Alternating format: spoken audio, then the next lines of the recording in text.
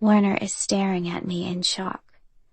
He's wearing nothing but his slacks and a pair of socks, his shirt and belt discarded. He's standing in front of his desk, clinging to something in his hands, something I can't quite see. "What are you doing here?" he says. The door was open? What a stupid answer. He stares at me. What time is it? I ask. 1:30 in the morning, he says automatically. Oh. You should go back to bed.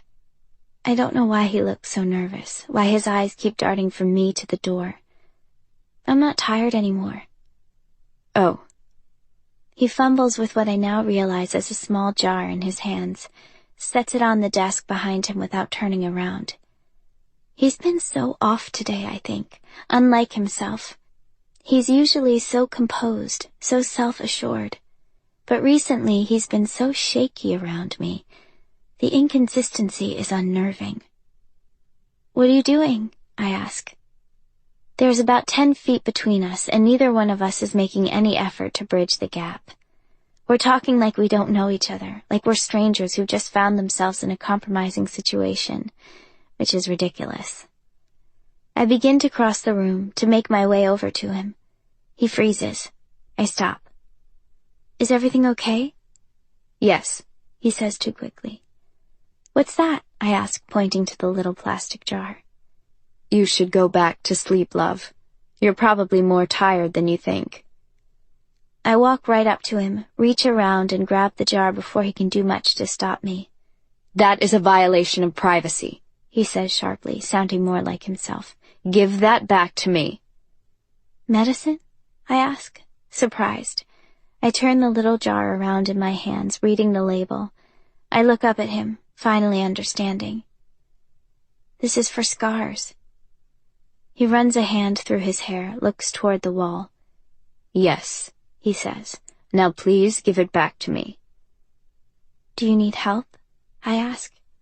He stills. What? This is for your back, isn't it? He runs a hand across his mouth, down his chin. You won't allow me to walk away from this with even an ounce of self-respect, will you? I didn't know you cared about your scars, I say to him. I take a step forward. He takes a step back. I don't. Then why this? I hold up the jar. Where did you even get this from? It's nothing, it's just... He shakes his head. De La Lue found it for me. It's ridiculous, he says. I feel ridiculous. Because you can't reach your own back? He stares at me then, sighs. Turn around, I tell him. No. You're being weird about nothing. I've already seen your scars. That doesn't mean you need to see them again. I can't help but smile a little. What? He demands. What's so funny? You just don't seem like the kind of person who would be self-conscious about something like this. I'm not. Obviously. Please, he says, just go back to bed. I'm wide awake. That's not my problem. Turn around, I tell him again. He narrows his eyes at me. Why are you even using this stuff? I ask him for the second time. You don't need it. Don't use it if it makes you uncomfortable. He's quiet a moment. You don't think I need it? Of course not. Why? Are you in pain? Do your scars hurt? Sometimes, he says quietly. Not as much as they used to. I actually can't feel much of anything on my back anymore. Something cold and sharp hits me in the stomach. Really? He nods. Will you tell me where they came from? I whisper, unable to meet his eyes. He's silent for so long I'm finally forced to look up. His eyes are dead of emotion, his face set to neutral. He clears his throat. They were my birthday presents, he says. Every year from the time I was 5 until I turned 18, he says. He didn't come back for my 19th birthday. I'm frozen in horror. Right. Warner looks into his hands. So... He cut you? My voice is so hoarse. Whip. Oh my God. I gasp, covering my mouth. I have to look toward the wall to pull myself together. I blink several times, struggle to swallow back the pain and rage building inside of me. I'm so sorry, I choke out. Aaron, I'm so sorry. I don't want you to be repulsed by me, he says quietly. I spin around, stunned, mildly horrified. You're not serious. His eyes say that he is. Have you ever looked in a mirror? I ask, angry now. Excuse me? You're perfect, I tell him. So overcome I forget myself. All of you, your entire body, proportionally, symmetrically, you're absurdly, mathematically perfect. It doesn't even make sense that a person could look like you, I say, shaking my head. I can't believe you would ever say something like that. Juliet, please, don't talk to me like that. What? Why? Because it's cruel, he says, losing his composure. It's cruel and it's heartless, and you don't even realize. Aaron! I take it back, he says. I don't want you to call me Aaron anymore.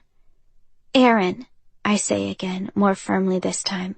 Please, you can't really think you repulse me. You can't really think I would care, that I would be put off by your scars. I don't know, he says. He's pacing in front of his desk, his eyes fixed on the ground. I thought you could sense feelings, I say to him. I thought mine would be so obvious to you. I can't always think clearly, he says, frustrated, rubbing his face, his forehead. Especially when my emotions are involved. I can't always be objective, and sometimes I make assumptions, he says, that aren't true. And I just don't trust my own judgment anymore, because I've done that, he says, and it's backfired. So terribly. He looks up, finally, looks me in the eye. You're right, I whisper. He looks away. You've made a lot of mistakes, I say to him. You did everything wrong. He runs a hand down the length of his face. But it's not too late to fix things. You can make it right. Please. It's not too late. Stop saying that to me, he explodes. You don't know me. You don't know what I've done or what I'd need to do to make things right. Don't you understand? It doesn't matter. You can choose to be different now. I thought you weren't going to try and change me. I'm not trying to change you, I say, lowering my voice. I'm just trying to get you to understand that your life isn't over. You don't have to be who you've been. You can make different choices now. You can be happy. Juliet. One sharp word, his green eyes so intense. I stop. I glance at his trembling hands. He clenches them into fists. Go, he says quietly. I don't want you to be here right now. Then why did you bring me back with you? I ask, angry. If you don't even want to see me. Why don't you understand? He looks up at me and his eyes are so full of pain and devastation, it actually takes my breath away. My hands are shaking. Understand what? I love you. He breaks. His voice, his back, his knees, his face. He breaks. He has to hold onto the side of his desk. He can't meet my eyes. I love you, he says, his words harsh and soft all at once.